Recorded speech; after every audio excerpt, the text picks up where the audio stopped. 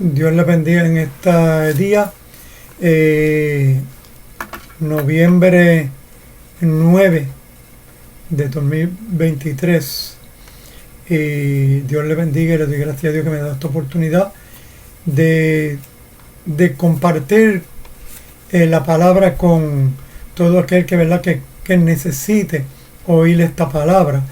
No el mismo mensaje para todos, pero conforme a la necesidad la palabra es repartida.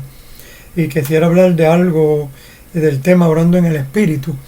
Y sentí esta inquietud basado en un pastor que oí hablando acerca de lo que es orar en el Espíritu, y sentí la inquietud de hablar, no para debatir, no para contradecir, sino para aportar algo más al conocimiento que cada uno imparte. Efesios 6:18 dice: orando en todo tiempo, con toda oración y súplica en el Espíritu, y velando en ello con toda perseverancia y súplica por todos los santos. Pues como decía, vi a este pastor hablando de este tema y sentí la inquietud de añadir más conocimiento, ¿verdad? Decía él, ¿verdad?, que no podemos orar en la carne, porque la carne no puede agradar a Dios. Y claro, en cierto sentido, él tiene razón en cierto punto, porque el mismo apóstol Pablo dice que con nuestra carne no podemos agradar a Dios. Pero mientras estamos en este cuerpo, ¿verdad? Dice, el apóstol Pablo decía, aunque vivimos en la carne, pero no militamos según la carne. ¿Por qué? Porque nos movemos en esta tierra y nos comunicamos con esta tierra a través del cuerpo. Pero usted sabe que la teología misma enseña, bíblica, y la palabra enseña que estamos compuestos de tres partes: espíritu, alma y cuerpo. Con el cuerpo nos comunicamos con lo material. Con el espíritu nos comunicamos con lo espiritual. Pero por medio del espíritu es que se mueve el cuerpo. El cuerpo sin espíritu no tiene vida, ¿verdad? Entonces el espíritu de nosotros funciona terrenalmente, si se puede decir así, por medio del cuerpo, ¿verdad? Pero como usted sabe, para los que no saben, cuando domina los deseos de la carne o la carne sobre el alma, el alma es que están las emociones y los sentimientos. El espíritu es la vida. Sin el espíritu no tenemos vida. Pero cuando domina el espíritu sobre el alma, en el alma hay amor, paz, benignidad, bondad, que eso solamente podemos producirlo por medio del Espíritu Santo. Cuando aceptamos a Cristo, el Espíritu Santo viene, se conecta a nuestro espíritu y produce esos frutos en nosotros.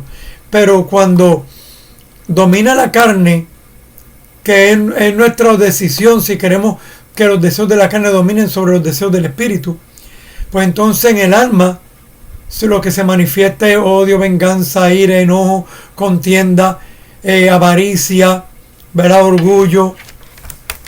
Y el apóstol Pablo habla de eso en Gálatas 5, hablando de el fruto del espíritu y las obras de la carne, ¿verdad?, que es otro tema.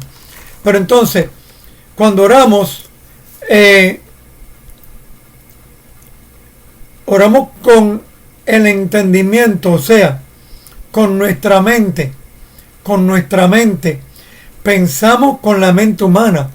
Hay dos clases de actitud mental: la espiritual y la carnal, como dije anteriormente.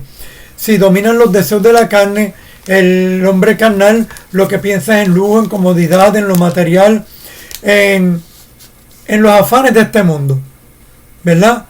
Y si le puede dar un domingo a Dios, pues le da el domingo a Dios y dice: Dios mío, yo he visto personas que dicen: acuérdate de mí si esta semana no me acuerdo de ti. No.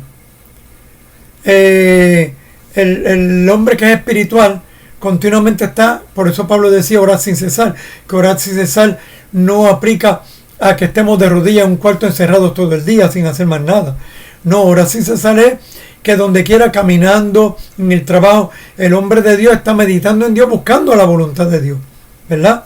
Eso es orar sin cesar. Oramos en nuestro cuarto, hacemos la oración en la mañana para salir, ¿verdad? Pero el resto del día no salimos del cuarto y ahí terminó la oración. Mientras nos vamos en el vehículo, vamos orando. Vemos situaciones en la calle, ¿verdad? Y vamos orando. y oramos con nuestro cuerpo, con nuestra mente, con nuestro entendimiento, ¿verdad? Estamos orando. Entonces, cuando oramos, nuestra carne la sometemos a la voluntad de Dios en la oración, ¿verdad? La obligamos. Entonces, el Espíritu Santo nos ayuda en la oración. ¿Ves? Cuando ya somos cristianos, cuando somos creyentes en la palabra de Dios, porque el cristiano es aquel que sigue las enseñanzas de Cristo bíblicas. Hay mucha gente que dice, yo soy cristiano también, pero cuando usted le pregunta de la Biblia no sabe unos textos así al garete, como dicen, a la suerte, que ha oído que no está ni seguro si lo dice la Biblia. ¿Ah? El salmista decía, me ha hecho más sabio que mis enseñadores, porque todo el día tu palabra es mi meditación. ¿Ves? Entonces, el hombre de Dios, aunque andamos en el cuerpo, pero andamos en un sometimiento espiritual a Dios por medio del Espíritu Santo y oramos. Nosotros, ¿verdad? Decidimos, como dije anteriormente, a quien le entregamos nuestra voluntad durante el día.